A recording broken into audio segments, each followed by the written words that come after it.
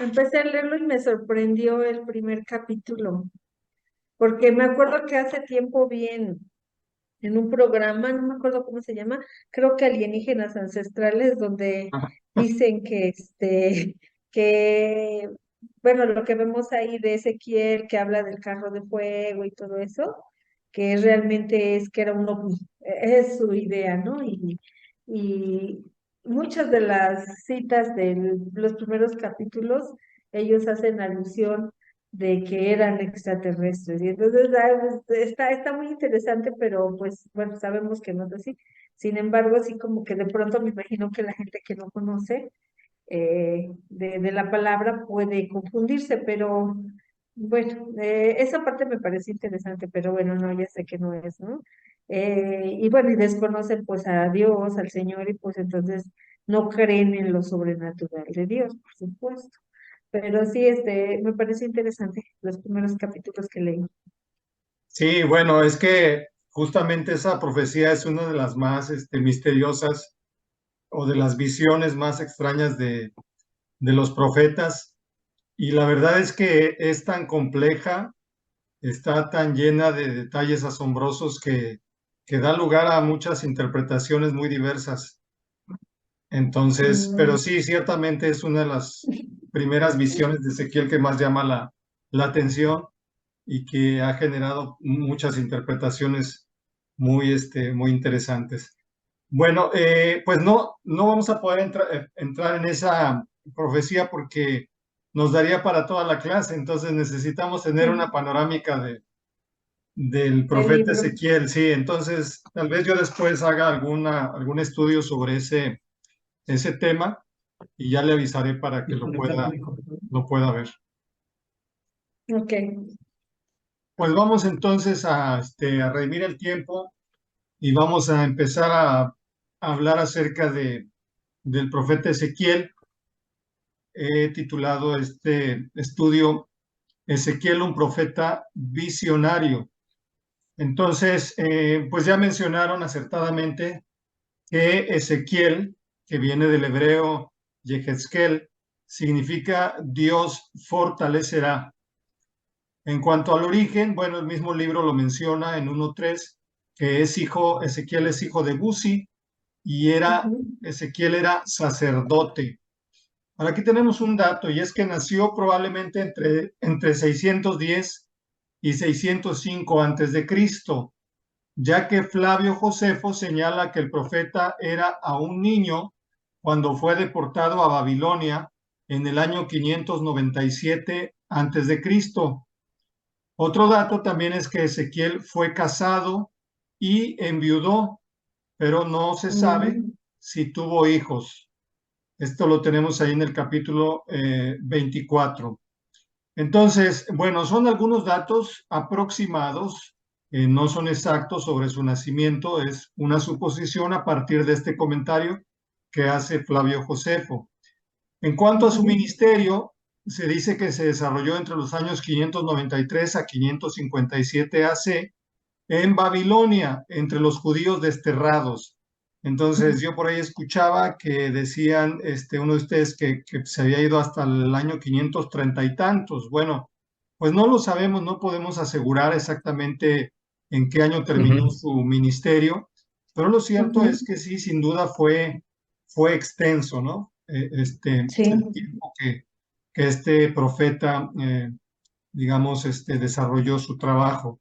Y bueno, como ya ok. también lo apuntaron bien, fue a diferencia de otros profetas anteriores que predicaron en Israel o en Judá, a Ezequiel le tocó predicar en el exilio, específicamente en Babilonia, Ujú.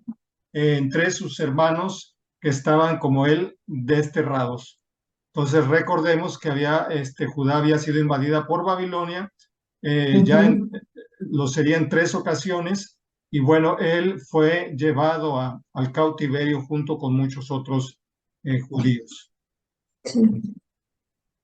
En cuanto al libro, bueno, aquí tenemos que la autoría, pues casi todos los académicos coinciden en que es Ezequiel, el profeta del mismo nombre, el autor de este libro, pero se cree que la redacción final de este escrito pudo haber sido realizada por sus discípulos, tiempo después, porque en algunas ocasiones habla en primera persona, otras en tercera persona, entonces parece que por ahí hubiera habido un acabado o una redacción final por alguno o varios de sus discípulos.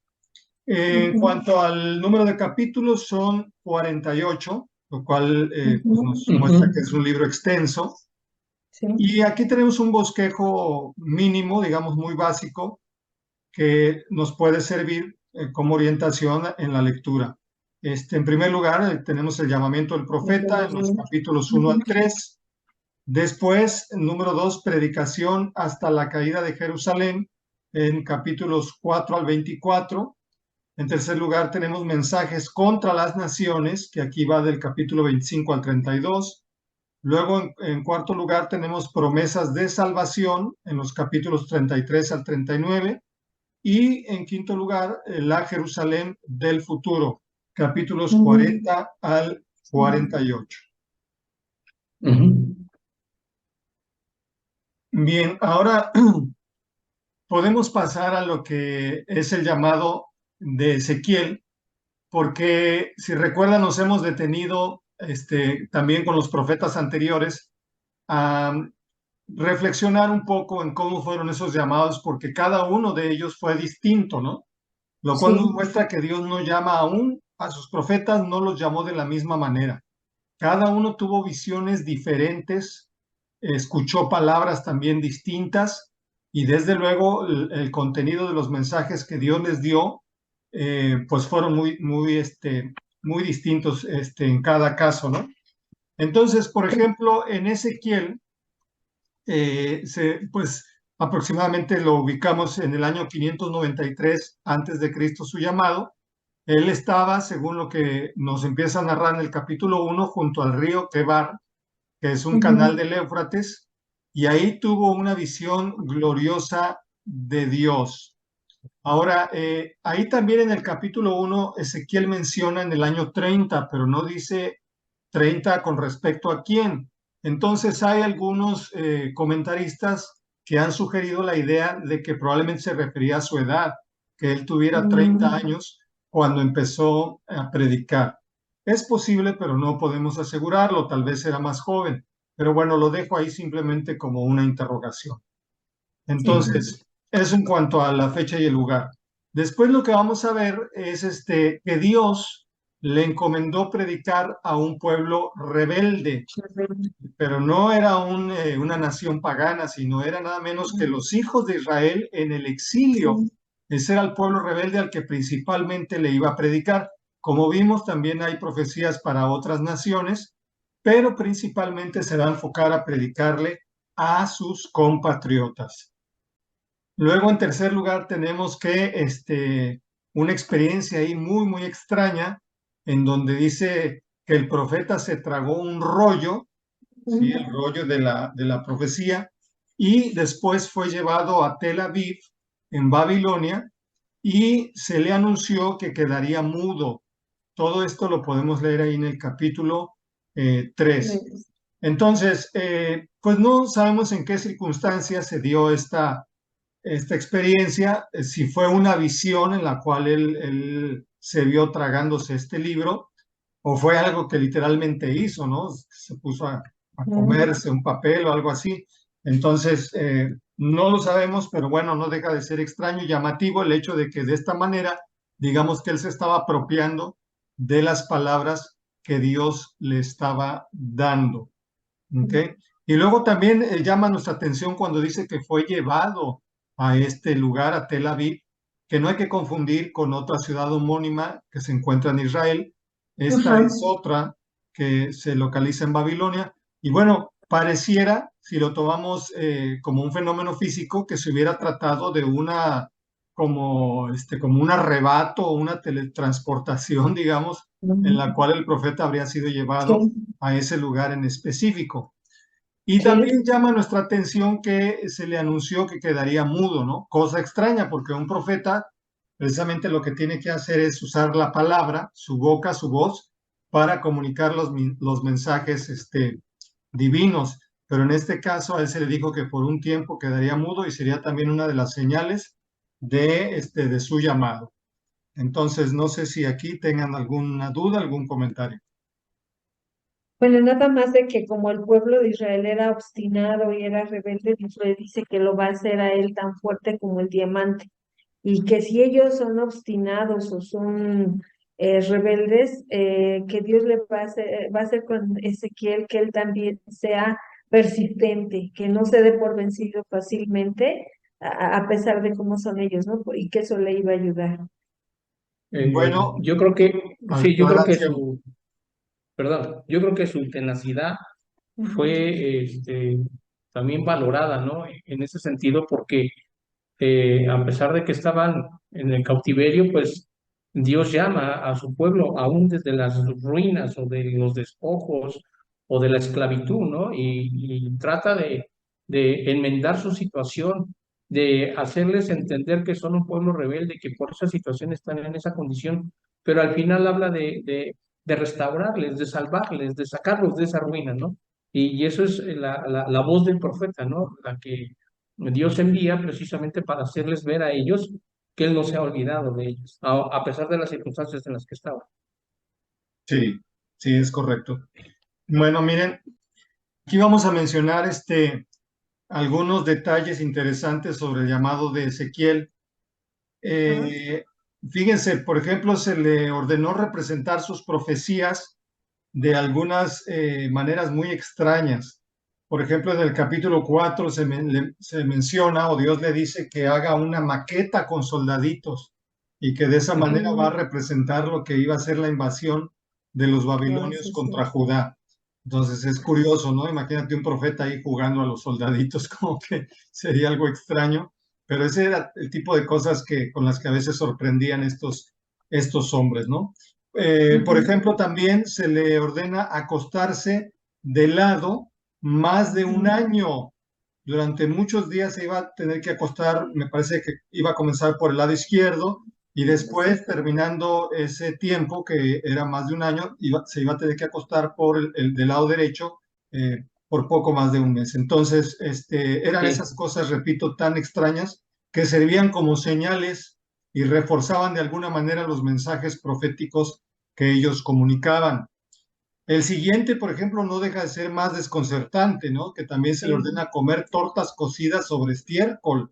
Entonces, Sí. imagínense qué cosa tan tremenda, ¿no? Mm, Cualquiera de nosotros, pues, eh, diría que esto es una asquerosidad, una porquería, y sin embargo, ellos mismos tuvieron que enfrentarse a este tipo de acciones, tal vez para llamar la atención, para que la gente les preguntara por qué hacían esto, ¿no? Sin duda, ujú. el ver ese comportamiento o incluso ese mal olor que despedía este guiso, pues haría que la gente se acercara a su tienda, a su casa y ahí le preguntara y entonces le aprovechara para predicar. Es probable, ¿no?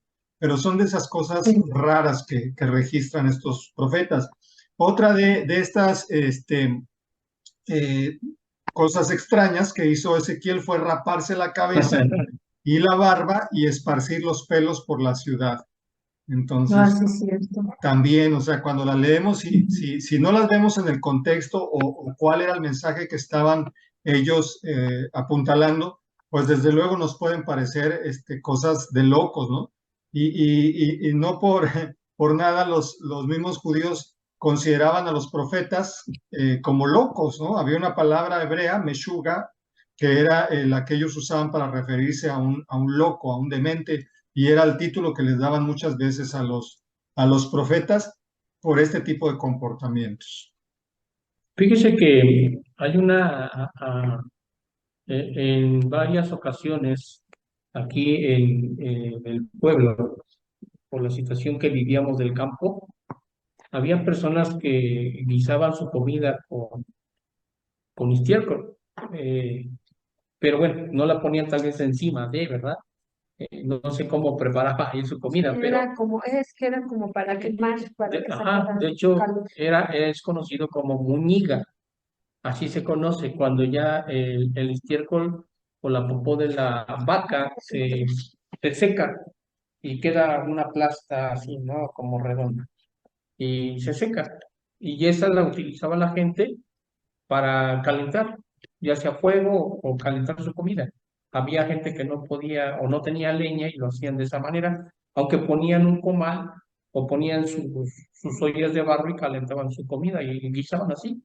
Pero bueno, es un dato que muchas veces sucedía en la vida del campo. Ujú. Sí, y que es interesante porque muchas veces a nosotros ya, personas, digamos, de civilizadas o que vivimos en las grandes ciudades en esta época moderna, pues se nos hacen extrañas esas costumbres, ¿no? Ese tipo de actos. Pero como dice usted, muchas veces en comunidades rurales, pues se hacen las cosas de otro modo, ¿no? Más, Claro, digamos, más básico, más rudimentario. Entonces, tal vez para ellos no era tan extraño como lo es para nosotros en este tiempo. Entonces, pero Sí, sí, así es. muy interesante dato. Vamos a pasar ahora a mencionar algunas profecías y visiones de Ezequiel.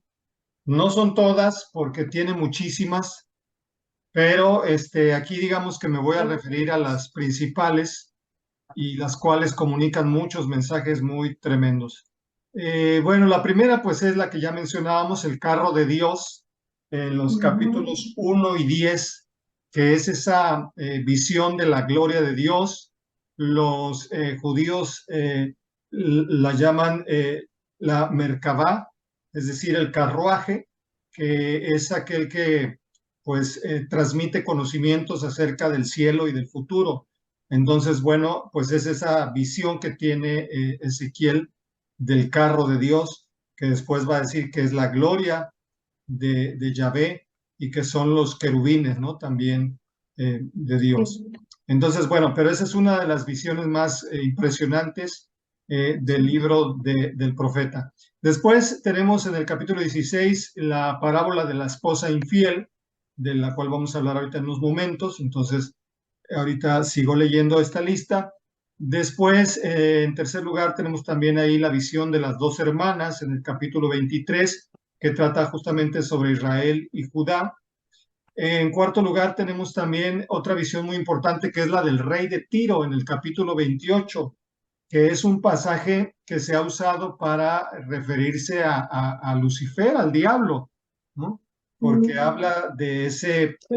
rey que estaba en el Edén y se paseaba en el huerto de Dios y Ujú. se enorgulleció de su perfección y todo eso y después pues cayó y se convirtió en un terror, ¿no? Entonces, toda esa profecía que también es muy enigmática, pues se le ha adjudicado, justamente se ha usado para decir que habla de Satanás o del diablo. Pero bueno, tampoco nos va a dar tiempo de detenernos en ella, pero sí creo que es importante que se pueda investigar más sobre este tema. La quinta visión que anoto aquí es la de los pastores de Israel y el pastor Mesías. Más adelante voy a comentar también algunos datos. En sexto lugar, tenemos la visión del valle de los huesos secos, que también en un Ujú. momento más vamos a hacer algunos comentarios. Luego la séptima visión que anoté aquí es la destrucción de Gog y Magog, que también es una profecía muy misteriosa, ha dado lugar también a diversas interpretaciones sobre este rey y esta nación, exactamente a qué se refieren. Hay muchas teorías, ninguna es definitiva, pero pues lo cierto es que nos está hablando de la destrucción de los poderes gentiles, ¿no? Digamos, los poderes de las naciones que han batallado contra Israel. Y también anoto aquí como una octava profecía muy importante toda la descripción que hace Ezequiel sobre la Jerusalén del futuro en los últimos capítulos de su libro, que también es muy interesante, sobre todo por los detalles que da acerca de Jerusalén y del templo, ¿no? Con una serie Ajá. de medidas, ¿no? Y de detalles así muy, muy precisos sobre lo que será la restauración de Jerusalén y del santuario. Bueno, vamos a pasar entonces ahora a a una selección de textos. Vamos a comenzar con esta profecía que está en el capítulo 16 y es la de la esposa infiel. Entonces voy por aquí a darle lectura Vamos a ir siguiendo en esta versión de la Biblia Dios habla hoy, que me parece muy clara, y dice de la siguiente manera: el Señor se dirigió a mí y me dijo: tú, hombre, hazle ver a Jerusalén las cosas tan detestables que ha hecho. Dile, esto dice el Señor: por lo que toca a tu origen, tú, Jerusalén, eres cananea de nacimiento. Tu padre fue amorreo y tu madre hitita. El día en que naciste no te cortaron el ombligo, ni te bañaron, ni te frotaron con sal, ni te fajaron. Nadie tuvo compasión de ti, ni se preocupó de hacerte esas cosas. El día en que naciste, te dejaron tirada en el campo porque sentían asco de ti. Yo pasé junto a ti y al verte pataleando en tu sangre, decidí que debías vivir. Te hice crecer como una planta del campo, te desarrollaste, llegaste a ser grande y te hiciste mujer. Tus pechos se hicieron firmes y el vello te brotó, pero estabas completamente desnuda. Volví a pasar junto a ti y te miré. Estabas ya en la edad del amor. Extendí mi manto sobre ti y cubrí tu cuerpo desnudo y me comprometí contigo. Hice una alianza contigo y fuiste mía. Yo, el Señor, lo afirmo. Y te bañé, te limpié la sangre y te perfumé. Te puse un vestido de bellos colores y sandalias de cuero fino. Te di un cinturón de lino y un vestido de finos tejidos. Te adorné con joyas. Te puse brazaletes en los brazos y un collar en el cuello. Te puse un anillo en la nariz, aretes en las orejas y una hermosa corona en la cabeza. Quedaste cubierta de oro y plata. Tus vestidos eran de lino, de finos tejidos y de telas de bellos colores. Te alimentabas con el mejor pan y con miel y aceite de oliva. Llegaste a ser muy hermosa. Te convertiste en una reina. Te hiciste famosa entre las naciones por tu belleza, que era perfecta, por el encanto con que te adorné. Yo, el Señor, lo afirmo. Pero confiaste en tu belleza y te aprovechaste de tu fama para convertirte en una prostituta, entregando tu cuerpo a todo el que pasaba. Con tus vestidos hiciste tiendas de culto pagano en las colinas y te prostituiste en ellas. Tomaste las joyas de oro y de plata que yo te había regalado e hiciste figuras de hombres para prostituirte con ellos. Les pusiste tus vestidos de bellos colores y les ofreciste mi aceite y mi incienso. Tomaste también a los hijos e hijas que tuve contigo y los sacrificaste a esos ídolos como alimento para ellos. ¿Te parecía poco haberte convertido en prostituta, que además sacrificaste a mis hijos, entregándolos a morir, quemados en honor de esos ídolos? Te prostituiste con los egipcios, con los asirios, con los babilonios. ¿Qué enfermo tenías el corazón para cometer todos esos actos propios de una prostituta desvergonzada? Tú te olvidaste de cuando eras joven y me irritaste con todas tus acciones infames y detestables. Por lo tanto, yo te castigaré por esa conducta tuya. Yo, el Señor, lo afirmo. Yo, el Señor, digo, te voy a dar tu merecido, pues faltaste a tu juramento y no cumpliste la alianza. Pero yo sí me acordaré de la alianza que hice contigo cuando eras joven y haré contigo una alianza eterna. Yo renovaré mi alianza contigo y reconocerás que yo soy el Señor. Tú te acordarás y sentirás tanta vergüenza y humillación que no volverás a abrir la boca cuando yo te perdone todo lo que has hecho. Yo, el Señor, lo afirmo. Fin de la cita. ¿Cómo ven? ¿Qué les parece esta profecía? Pues yo considero que estaba hablando del pueblo de Israel, era una, ¿cómo decirlo? Alegoría, eh, precisamente en donde expresaba esta situación de que el pueblo había sido, a pesar de que la había adornado, que la había cuidado, que la había limpiado, eh, se ensució, ¿no? O sea, fue infiel y se siguió ensuciando con las demás naciones, con las demás creencias. Y por esa razón, pues Dios de una u otra forma buscaba la manera de restaurarlos. O sea, yo considero que es así como un ejemplo claro de la infidelidad del pueblo. Hermana, ¿algún comentario? Pues eso, ¿no? De que el pueblo de Israel adoraba a todos los dioses de los vecinos, de los cananeos, de todos ellos, y el Señor lo compara, ¿no? Con una prostitución.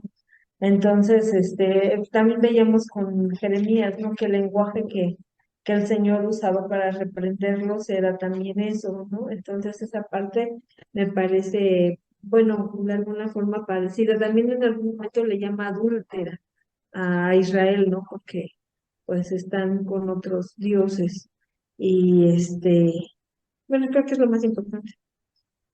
Sí, la verdad es que es una profecía muy, muy fuerte y Sí. más en esta versión que hemos leído que pues es muy esclarecedora, muy actual, inclusive es casi como estar, no sé, viendo una obra de teatro o una película, ¿no? Donde nos cuentan toda esta historia que, por cierto, para los judíos de aquella época debió haber sido un episodio, digamos, muy conocido, porque era común que, sobre todo las niñas recién nacidas, las abandonaban en el campo, porque, pues, recordemos en una sociedad machista en las cuales, pues, se esperaba siempre tener un varón que fuera el sucesor, digamos, de ahí de la dinastía o de la familia, de la tribu, pues muchos padres en esa mentalidad, cuando les nacía una hija, pues la abandonaban.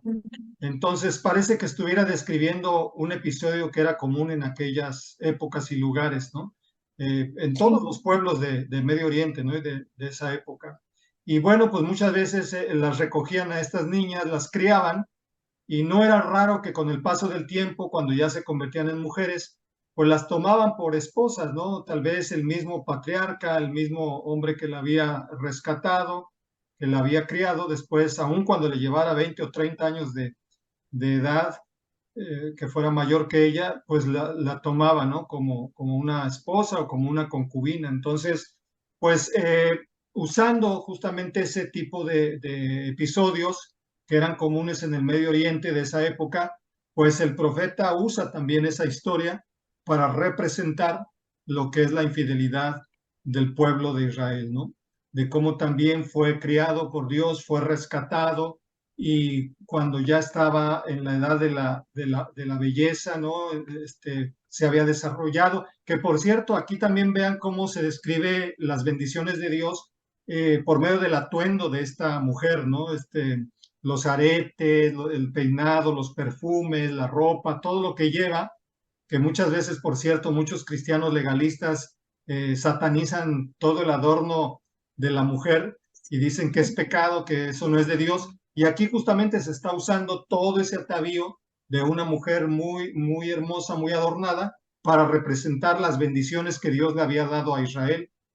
Otra cosa es que ya después Israel, cuando ya tenía toda esa belleza y esa prosperidad, pues en lugar de seguir siendo fiel a Dios como su marido, digamos, espiritual, pues comenzó a prostituirse haciendo alianzas con otras naciones, buscando su apoyo, poniendo su confianza, primero en Egipto, después en Asiria, ahora en Babilonia, y no solamente haciendo alianzas políticas, sino también adquiriendo también sus costumbres, sus idolatrías, sus malas conductas, ¿no? A tal grado de que dice que incluso hacían sacrificios humanos, ¿no?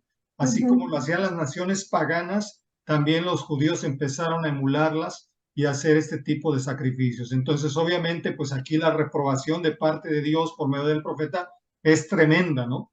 Es muy fuerte, es brutal, desde luego, la descripción, pero otra vez veamos cómo cierra dando palabras de esperanza, diciendo que a pesar de todo esto, Dios va a renovar su alianza con su Ujú. pueblo, le va a perdonar sus pecados y va a volver a ser de él, ¿no? De Dios. Entonces, aquí tenemos una profecía verdaderamente impresionante, con un gran mensaje para todos nosotros, tanto a nivel social como personal, la cual nos exhorta a ser fieles en todos los sentidos a nuestro Dios. Vamos entonces a pasar ahora a esta profecía también tan famosa e importante, que es la del Valle de los Huesos Secos. Entonces, vamos a comenzar pues por leerla. Se encuentra en el capítulo 37. Vamos a verla en esta versión. Hermana Tere, ¿me puede usted ayudar a leerla? Sí, el Valle de los Huesos, capítulo 37. El Señor puso su mano sobre mí y me hizo salir lleno de su poder y me colocó en un valle que estaba lleno de huesos. El Señor me hizo recorrerlo en todas direcciones. Los huesos cubrían el valle, eran muchísimos y estaban completamente secos. Entonces me dijo, ¿crees tú que estos huesos pueden volver a tener vida? Yo le respondí, Señor, solo tú lo sabes. Entonces el Señor me dijo, habla en mi nombre a esos huesos. Diles, huesos secos, escuchen este mensaje del Señor. El Señor les dice, voy a hacer entrar en ustedes aliento de vida para que revivan. Les pondré tendones, los rellenaré de carne, los cubriré de piel y les daré aliento de vida para que revivan. Entonces reconocerán ustedes que yo soy el Señor. Yo les hablé como Él me lo había ordenado, y mientras les hablaba oí un ruido. Era un terremoto, y los huesos comenzaron a juntarse unos con otros, y vi que sobre ellos aparecían tendones y carne y que se cubrían de piel, pero no tenían aliento de vida. Entonces el Señor me dijo, habla en mi nombre al aliento de vida y dile, así dice el Señor, aliento de vida, vende los 4 puntos cardinales y da vida a estos cuerpos muertos. Yo hablé en nombre del Señor como Él me lo ordenó y el aliento de vida vino y entró en ellos. Y ellos revivieron y se pusieron de pie. Eran tantos que formaban un ejército inmenso. Entonces el Señor me dijo, el pueblo de Israel es como estos huesos, andan diciendo, nuestros huesos están secos, no tenemos ninguna esperanza, estamos perdidos. Pues bien, háblales en mi nombre y diles, esto dice el Señor, pueblo mío, voy a abrir las tumbas de ustedes, voy a sacarlos de ellas y hacerlos volver a la tierra de Israel. Cuando yo abra sus tumbas y los saque de ellas reconocerán ustedes, pueblo mío, que yo soy el Señor. Yo pondré en ustedes mi aliento de vida y ustedes revivirán y los instalaré en su propia tierra. Entonces sabrán que yo, el Señor, lo he dicho y lo he hecho. Yo, el Señor, lo afirmo. Ok, muy bien, gracias, hermana. Bueno, como decía, es una de las profecías más conocidas de Ezequiel. Supongo que ya ustedes la conocían o por lo menos la leyeron ahora Sí. que están haciendo el estudio. Entonces, ¿qué pueden comentar sobre esta profecía? Bueno, yo creo que en esta parte podemos comentar, bueno, al menos yo, que pues realmente es como una metáfora de cómo andamos cuando no conocemos al Señor, que somos como muertos vivientes o porque estamos alejados de la vida de Dios y pues tenemos carne, tenemos hueso, tenemos todo, pero nos falta ese aliento de su espíritu que vivifica. Entonces, es un mensaje que tiene hoy mucho para decírsele, para predicarle a la gente, porque andan así sin el Señor, realmente pensando que viven, pero sin vida. Entonces, cuando proclamas que el Señor los llene, que venga hacia ellos, hay una transformación, hay un cambio y podemos ver precisamente la vida de Dios, cómo cambia, renueva y transforma todo. Entonces, yo creo que es un mensaje que debe de estar en boga hoy porque la gente anda así, anda muy, muy triste, muy mal, pensando en sus cosas, en toda la maldad que se cierne sobre el país, y les hace falta que sean vivificadas sus vidas por el poder del Espíritu Santo. Ok, entonces, este, si se dan cuenta, esta profecía es muy diferente de la que leíamos anteriormente. La de la esposa infiel es una profecía de juicio muy Sí, fuerte, muy dura, donde se está confrontando al pueblo hebreo por sus faltas, sus pecados. sí, Pero esta es lo contrario, ¿no? Esta es una profecía de de evangelio, esperanza. de Ujú. esperanza, y dice que justamente llega cuando el pueblo pensaba que ya no había esperanza, que iban a ser extinguidos, que iban a ser borrados de la faz de la tierra, ¿no? Entonces viene Sí, esta palabra y a través de esta visión tan poderosa, Dios les muestra que aún si parecen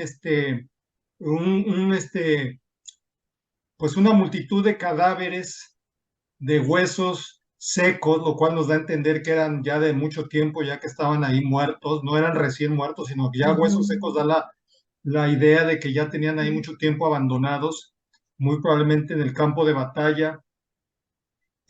Pues aún así, Dios dice que es capaz de darles vida y lo que les puede dar vida es justamente el Espíritu de Dios que sopla sí, sobre ellos. Entonces, miren, vamos a ver aquí el cumplimiento de esta ujú, profecía. Aquí en el capítulo 11, por ejemplo, tenemos una palabra que también puede ser una explicación de cómo se iba a cumplir esta profecía de restauración de Israel. Dice, diles también, esto dice el Señor, yo los haré volver de esos países y naciones a donde los he dispersado y los reuniré y les daré el país de Israel. Ellos volverán a su país y acabarán con todas las prácticas odiosas y detestables que hay en él. Yo les quitaré ese corazón duro como la piedra y les daré un nuevo corazón y un nuevo espíritu. Entonces vivirán de acuerdo con mis leyes y decretos y los pondrán en práctica.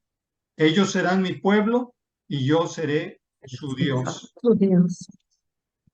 Entonces aquí vemos una manera en que se puede cumplir esa restauración nacional y es cuando Dios haga volver a los expatriados o a los judíos dispersos y los traiga de vuelta a su tierra y ahí dice les dé un nuevo corazón y un nuevo espíritu, les dé sus leyes para que las pongan en práctica. Y miren, hay otro capítulo que es el 36, que también es pues una palabra también de promesa que explica también cómo se puede cumplir esta restauración. Dice, yo los sacaré a ustedes de todas esas naciones y países, los reuniré y los haré volver a su tierra, los lavaré con agua pura, los limpiaré de todas sus impurezas, los purificaré del contacto con sus ídolos, pondré en ustedes un corazón nuevo y un espíritu nuevo, quitaré de ustedes ese corazón duro como la piedra y les pondré un corazón dócil. Pondré en ustedes mi espíritu y haré que cumplan mis leyes y decretos. Vivirán en el país que di a sus padres y serán mi pueblo y yo seré su Dios. Entonces, vean qué palabras tan hermosas. Si bien, como decía usted, hermana, se pueden aplicar a nuestras vidas, a nuestra restauración espiritual, que sí lo creo, pero vamos a observar que el primer cumplimiento o los primeros destinatarios de esta Ujú. profecía eran los judíos Pueblo de que Israel. habían sido llevados cautivos, que habían Amén. visto cómo los ejércitos gentiles destruían sus ciudades, su capital y aún su templo. Y cuando ellos pensaban que ya iban a desaparecer, a ser borrados de la faz de la tierra, el profeta les da estas palabras llenas de esperanza, en donde Dios dice que los va a restaurar, los va a traer de vuelta a su tierra y ahí les va a dar su espíritu. Fíjese que también puede tener cumplimiento cuando en la Segunda Guerra Mundial, todo lo que les pasó, cómo los hicieron los campos de concentración y todo, y bueno, el Señor da esta profecía, ¿no? De que los iba a sacar y los iba a traer a su tierra, y ve que después de eso regresan a Jerusalén. Entonces, también tiene esa otra parte, ¿no? De que también pudo ser un cumplimiento de esa profecía. Sí, de hecho, los judíos toman esa profecía como la parte esencial del regreso a Israel en aquellos entonces. Entonces, lo toman como el cumplimiento de la palabra de Dios. Sí, es correcto. En diferentes momentos bueno, sabemos que los judíos a lo largo de la historia han pasado por esas terribles, trágicas experiencias de ser exiliados, ¿no? Estamos ahorita a leer a Ezequiel en el siglo sexto antes de Cristo, pero debemos recordar que en el siglo segundo, pues también fueron exiliados nuevamente los judíos. Eh, Mm, Hubo una última choque o guerra entre los judíos y en este caso ahora serían los romanos. Y bueno, después del aplastamiento de esa sublevación, pues los judíos fueron también llevados al exilio durante muchos siglos. Y no fue sino hasta el siglo XX, justamente como usted lo mencionaba, después de la Segunda Guerra Mundial, cuando los judíos, para ser más exactos, en el año 1948, ellos ujú, pudieron ya establecer su pueblo, su nación, ya como un país independiente, ¿no? Ya Israel sí. se convierte en una nación, en el concierto de las naciones, y entonces Ujú, muchos ven que ahí nuevamente se cumplen estas profecías bíblicas, ¿no?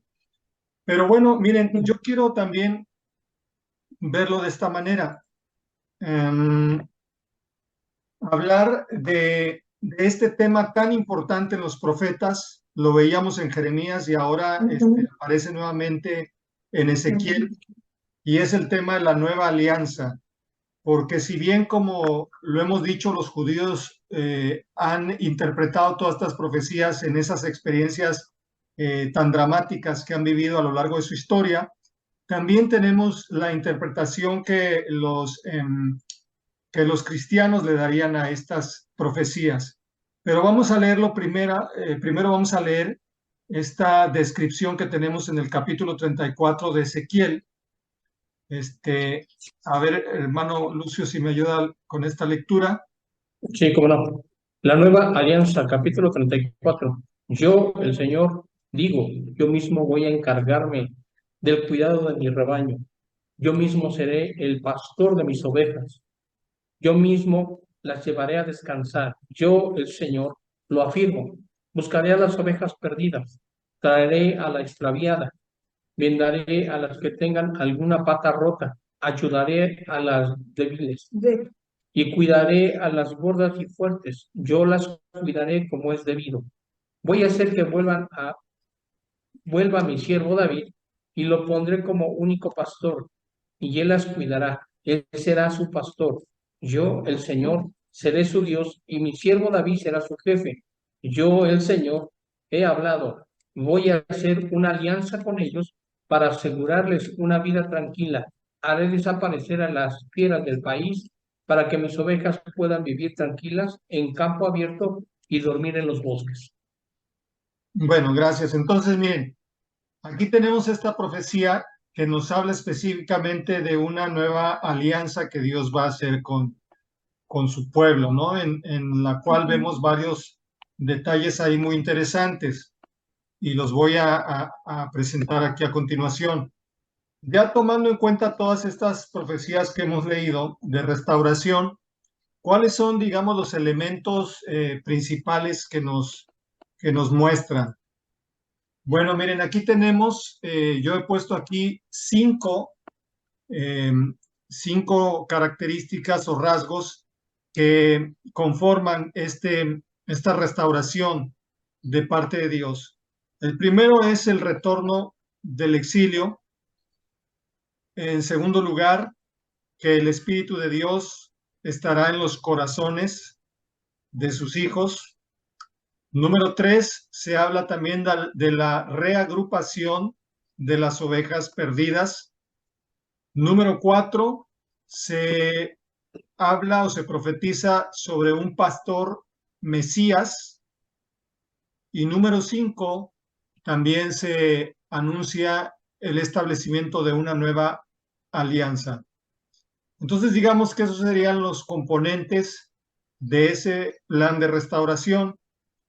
Ahora, como lo dije, Israel lo ha visto en diferentes momentos de su historia, cumplidos algunos de estos elementos, pero no todos. Por ejemplo, el número 4, para ellos seguiría pendiente, porque pues ellos consideran que no ha llegado aún ese pastor Mesías, que en el pasaje que acabamos de leer lo menciona como David. Dice que David será ese pastor mesiánico, y pues ellos consideran que no ha llegado y siguen en espera de ese Mesías. Por lo tanto, para ellos no hay tampoco una nueva alianza. Sin embargo, hay que decir que ya en la perspectiva cristiana, y cuando digo cristiana no me refiero específicamente a los cristianos de esta época, sino a los del primer siglo, a los que escribieron los libros del Nuevo Testamento, ellos consideraron que ya estas condiciones estaban presentes o se habían manifestado de manera plena con la venida de Jesús de Nazaret.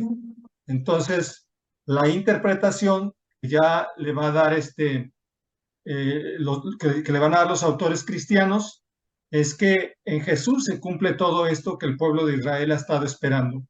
Porque cuando nace Jesús, cuando él empieza ya a ejercer su ministerio, pues ya los judíos han retornado del exilio.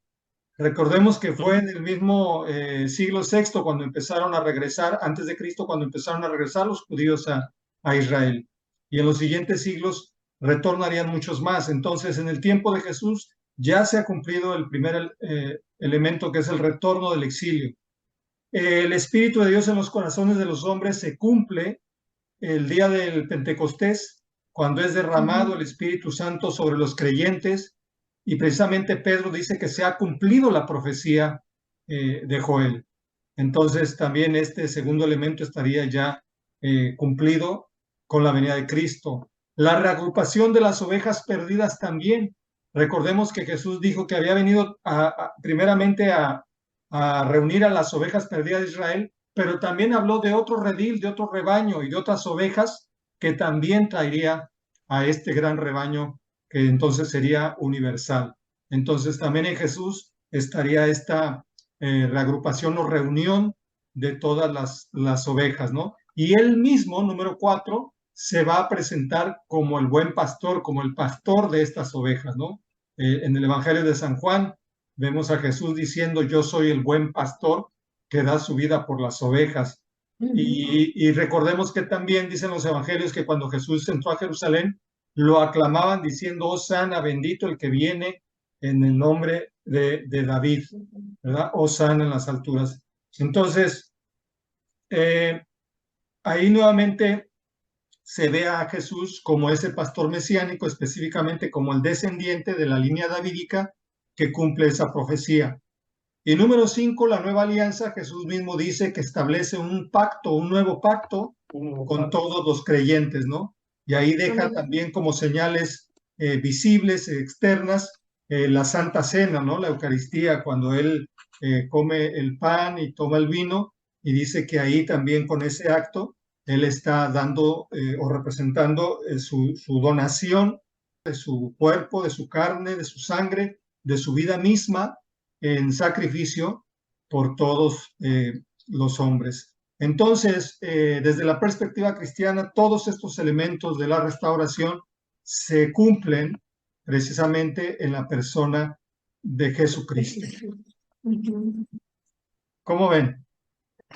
Aquí hay una parte en donde, bueno, en este caso vemos que en el Nuevo Testamento hay cumplimiento de toda esta restauración de la cual habla el profeta Ezequiel, pero para el caso de los judíos, yo creo que se quedaron tanto impresionados con el reinado del rey David, que en su momento ellos querían ver esa misma gloria del reino del rey David expresada en ese momento. O sea, en algún momento tal vez ellos querían que Jesús hiciera algo similar. Pero bueno, no, para ellos creo que eso es lo que ellos esperan realmente, de que haya un cumplimiento tal cual como fue el reinado de David.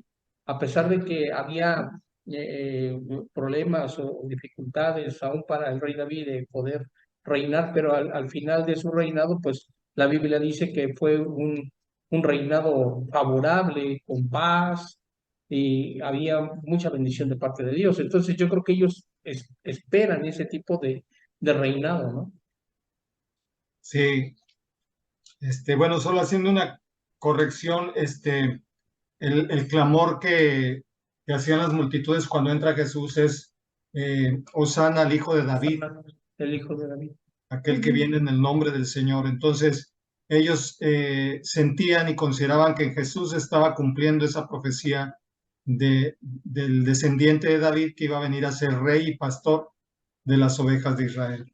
Entonces, sí, desde luego tenemos ahí dos perspectivas distintas, una a la cual se aferran aún los judíos todavía en este tiempo, que es en espera de ese Mesías, y por otra, pues la interpretación cristiana que enseña que en Jesús se han cumplido todas estas profecías mesiánicas, ¿no?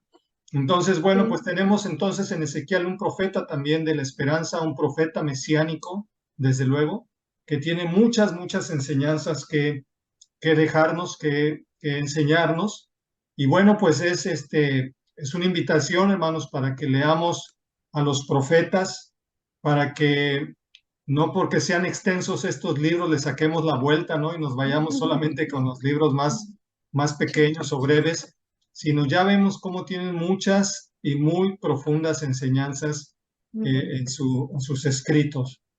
Entonces, bueno, pues no sé si tengan alguna otra duda o comentario sobre lo que hemos visto o sobre el profeta Ezequiel. Pues nada más un comentario, cómo los profetas fueron visualizando ese pacto que el Señor quería hacer con nosotros, bueno, con toda la humanidad, ese nuevo pacto, ¿no? En Jesucristo. Entonces, pues somos afortunados de poder ver ese cumplimiento del nuevo pacto, de poderlo experimentar y ver el poder del Espíritu Santo en sus hijos. Creo que es una bendición muy especial que poderlo ver. Por una parte, y por otra, eso es lo de la profecía del capítulo 34 también cuando les habla duro a los pastores, ¿no? Y creo que es un tema de actualidad, porque a veces los pastores están más ocupados en crecer, en el número de la iglesia, que en realmente en cuidar a las ovejas. Y el Señor siempre tiene cuidado de ellas, y llama la atención porque se les descuida, porque no ayudan a la débil, no la fortalecen, y el Señor pues siempre lo hace, ¿no? Entonces pues es el pastor de pastores y el ejemplo que todo pastor debe de tener en Jesucristo. Esa parte a mí también me parece muy bonita, como, bueno, no bonito como les llama la atención, pero sí bonita como habla de cómo él va a cuidar a las ovejas. Sí, así es. Hay muchas Hay, enseñanzas, ¿no? Ahí. Sí, sí, sí, hay mucho de qué sacar, como usted comenta, sí. no por ser libros muy extensos, no los leamos, ¿no? Al contrario, creo que traen un trasfondo y nos pueden afirmar en la fe, ahora en el nuevo pacto, ¿no? En creer en todo lo que el Señor hizo por nosotros. O sea, realmente esa es la finalidad, el que tengamos nuestra fe puesta en el consumador de la fe que es Jesucristo y que tengamos una vida cristocéntrica más que nada. Así es, hermanos. Bueno, pues muy bien, entonces vamos a dejar hasta aquí esta, esta clase. Nos va a quedar pendiente una más y vamos a estudiar el libro de Daniel, que es el que vamos a ver la próxima semana, la próxima sesión. Entonces, para que ya lo vayan leyendo, no sé, seguramente ya tal vez lo han leído, pero vamos a darle una releída para tener más frescos los pensamientos, las historias de este gran profeta, ¿no? Que es Daniel. Entonces, hay mucho que aprender. En cada uno de ellos tenemos ahí enseñanzas de vida muy, muy importantes, muy grandes. Y bueno, tomemos en cuenta también que aun si lo queremos ver desde la perspectiva profética, pues Jesús fue el más grande de todos los profetas Ujú. habidos en esta tierra, ¿no? Porque él Sí, fue un profeta universal. mientras que por un lado los profetas anteriores se orientaban principalmente a Israel, sus profecías, sus vaticinios, etcétera, iban encaminados hacia el pueblo de Israel.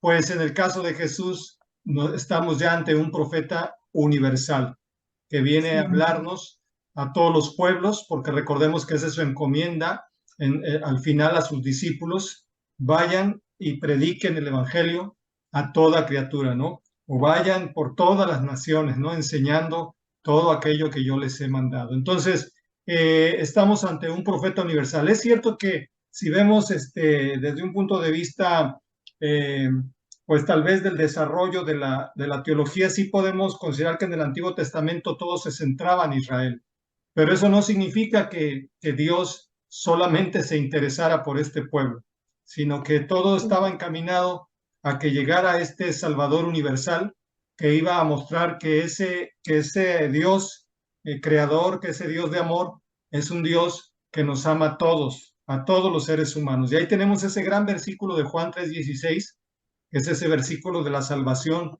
universal, de la salvación que se ofrece a todo el género humano, porque dice: de tal manera amó Dios al mundo. Ahí ya no se trata solo de Israel, ahí ya es el mundo, ahí ya son todas las naciones, es toda la creación. Y esa salvación que Dios tiene, que Dios ofrece, la da y la otorga para todas las criaturas. Entonces, es el más grande de los profetas, sin duda Jesús, y por eso es tan importante que nosotros una y otra vez estemos releyendo sobre todo las enseñanzas dadas por el gran maestro, profeta y salvador que es Jesús de Nazaret. Amén. ¿Okay? Entonces, bueno, hermanos, Muchas gracias. pues aquí entonces le dejamos por hoy. Gracias por su atención y pues espero que nos podamos ver en la próxima sesión. Muchas Claro que sí, pastor. gracias. Muchas Gracias, gracias. hermanos. Bendiciones. Que Dios les bendiga Hasta a ustedes y luego. a todos los que nos siguen Hasta en este luego. canal. Y Hasta luego. gracias. Dios les bendiga. Bendiciones a todos. Igualmente, Bendiciones. gracias.